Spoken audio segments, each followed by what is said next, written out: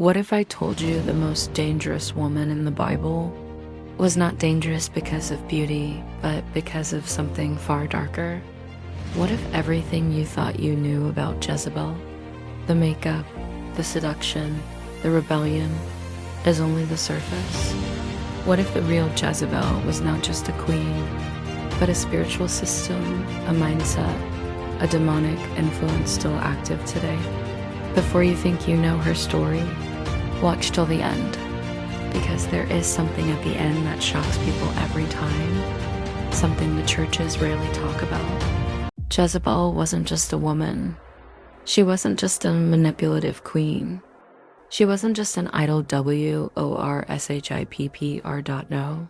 The spirit behind her is ancient, strategic, calculated, and dangerously subtle, and you need to hear this, because it shows up in relationships, leadership, marriage, friendships, and even churches today.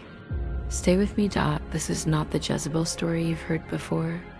And before we go deeper, click like, subscribe, and share the video, not just for this channel, but to spread the gospel in a new and powerful way. Now let's go back to where Jezebel's darkness truly began. Long before Ahab ever met her, Jezebel grew up in Sidon, a city ruled by her father Ethbaal, the high priest of Baal. In other words, Jezebel was raised in an environment drenched in blood sacrifices, manipulation, witchcraft, spiritual domination, political corruption, and demonic worship disguised as culture. She didn't just wake up wicked. She was trained, shaped, discipled by darkness since childhood. Where churches say Jezebel was evil, the Bible shows the environment that made her. When King Ahab married Jezebel, he didn't just marry a woman, he married into her spiritual kingdom. Jezebel entered Israel like a queen, but behaved like an invader. She immediately installed 450 prophets of Baal, assassinated God's prophets, seized leadership influence, replaced God with idols, controlled Ahab emotionally, ruled the kingdom through fear. Jezebel didn't want Israel's throne. She wanted Israel's soul. Most sermons say she was seductive, but the real weapon wasn't seduction, it was domination. She controlled Ahab with a psychological grip so strong that Ahab lived like a puppet. One of the craziest moments in her story is when Ahab sulks because he wants Naboth's vineyard. He lies on his bed, refuses to eat, complains like a child. Jezebel walks in, not concerned, not compassionate, but calculating. She asks, "Why is your spirit so sad?" Notice she diagnoses his spirit, not his feelings. Then she says something chilling.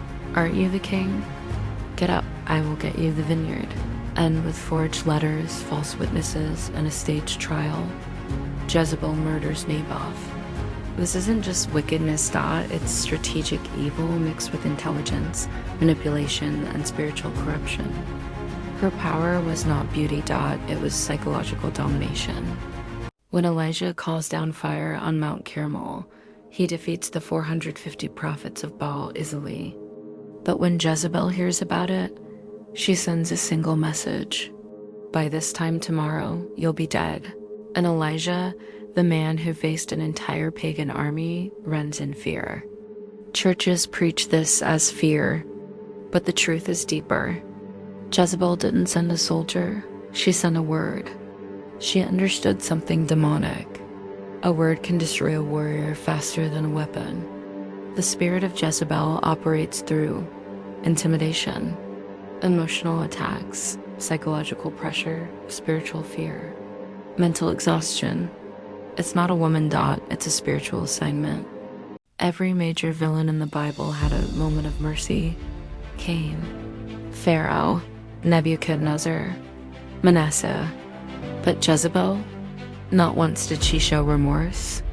Not once did she bow to God. Not once did she soften her heart. Her evil wasn't emotional, it was spiritual. This is why the spirit of Jezebel is mentioned again in Revelation 2:20. Thousands of years later, Jezebel became more than a woman.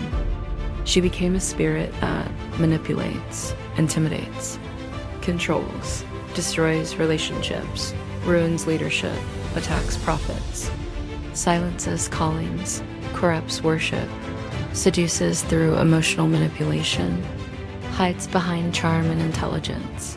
The real danger isn't Jezebel the woman, it's Jezebel the influence, and it still operates today.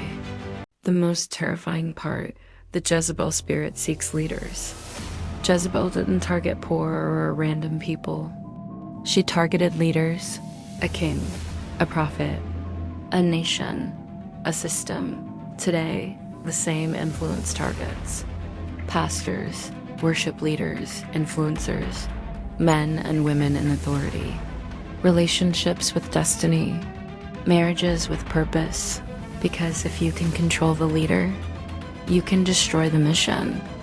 Jezebel didn't just want power.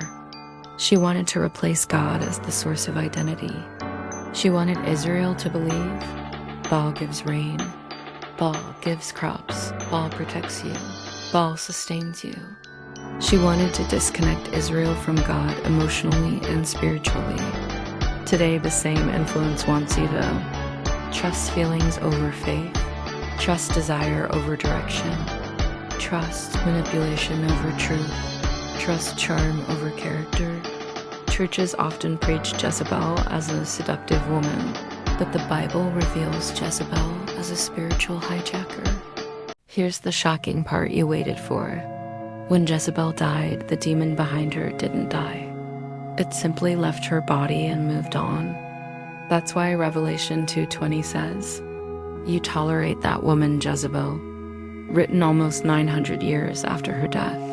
Jezebel is not a gender, not a personality, not a makeup style, not a fashion choice.